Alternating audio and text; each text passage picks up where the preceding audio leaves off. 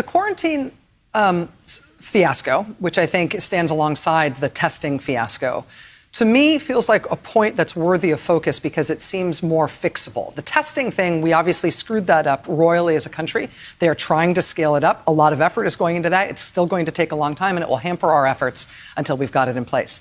Meanwhile, without testing, all we can do is large-scale mitigation efforts, like getting rid of crowds, telling people not to fly, other things like that. But also people who believe they've been exposed should quarantine.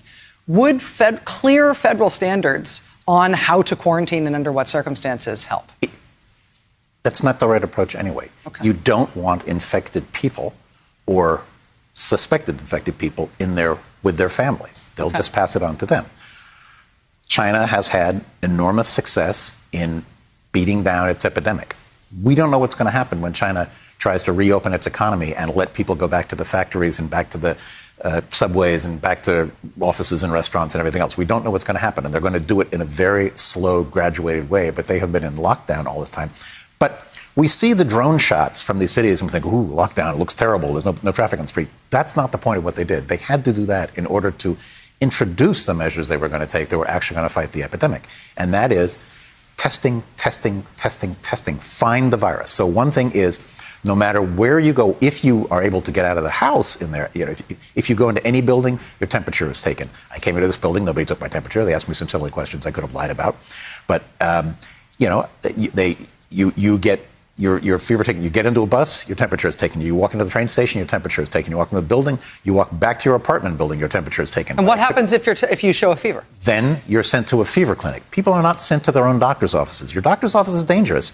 One of those tests will make you cough, usually cough or gag, and then you've infected the doctor. And then the doctor's office is out, and you've possibly infected everybody else in the waiting room. So they are sent to specific fever clinics, which the Chinese have had since they battled SARS back in 2002. They designed these and basically mothballed them.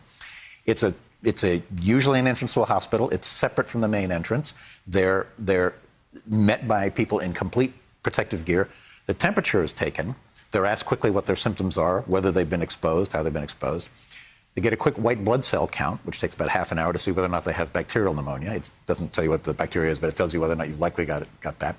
They get a quick flu test to see if they have flu. If you've got one of those, maybe you can be excluded and go home. You're something else.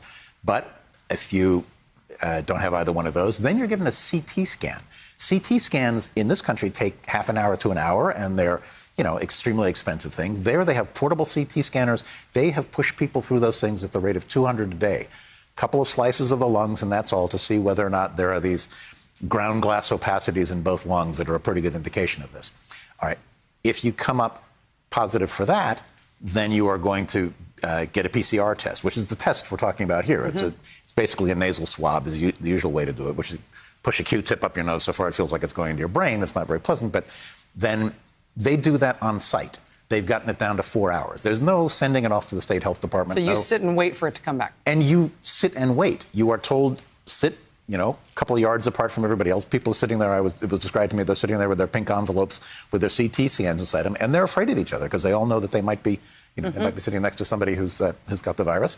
And once the scan results come back, and if they can't get the scan results back that day, they have to go to a hotel, a quarantine hotel, and wait until the results come back. Apart from their family. Apart from their family. And that is the key element. There is no home isolation. There is no home quarantine. 75 to 80% of the transmission in China was in family clusters. What would make the news was things like, oh my God, it's in the prisons. Oh my God, it's in Parliament, or whatever. It wasn't in Parliament there, but you'd hear these kind of, but 75 to 80% of it was inside the family. And they knew they had to stop that if they were going to stop the disease. So people were literally quickly taken away from their families to these giant gymnasiums or stadiums where they were not concentration camps. They were beds there, and there were nurses in protective gear to watch out for people. They even had dance classes in these things. Because when you have lots of little old ladies sort of sitting there together waiting to see if they're okay, if you get them all up dancing, one, it helps clear their lungs if they have pneumonia, and the people who can't get up may be the ones who are crashing. It's not a bad policy. We laugh at the pictures when you see people dancing in what look like moon suits, but in fact, that was something medically smart that was going on. If people actually need to be hospitalized, the people who don't need to be hospitalized, who are ones in the so-called 80% of mild cases, I'm sorry I ever used that expression when I wrote that first article, because mild, when you look carefully at the study, is everything from almost no symptoms to pneumonia, but doesn't need oxygen, doesn't need hospitalization. Wow. Now, I've had pneumonia. I've had walking pneumonia. That was not like having a mild cold. That was serious. I had it about 2 weeks different from when Hillary Clinton got it. You saw her collapse on the street. She had to be carried into her van when she collapsed. I was standing on third base playing softball with some friends and thought, I'm going to collapse here. And, went to the doctor the next day. So those are the cases. They're isolated away. They're hospitalized. And people actually sort of move through the system. Suspect cases, mild to moderate cases, and hospitalized, severe, and critical cases who are actually in hospitals. And the crucial thing about that system is break the chains of transmission and also do what you can to keep the hospitals from getting overwhelmed. Because when the hospitals get overwhelmed, you have to say, okay, she lives, but he dies, and he dies, or whatever. She's young and has kids, we'll save her. Grandmother, goodbye. Those are the choices they are making in northern Italy right now, and they're going to be making them all over Italy pretty soon. And we will too.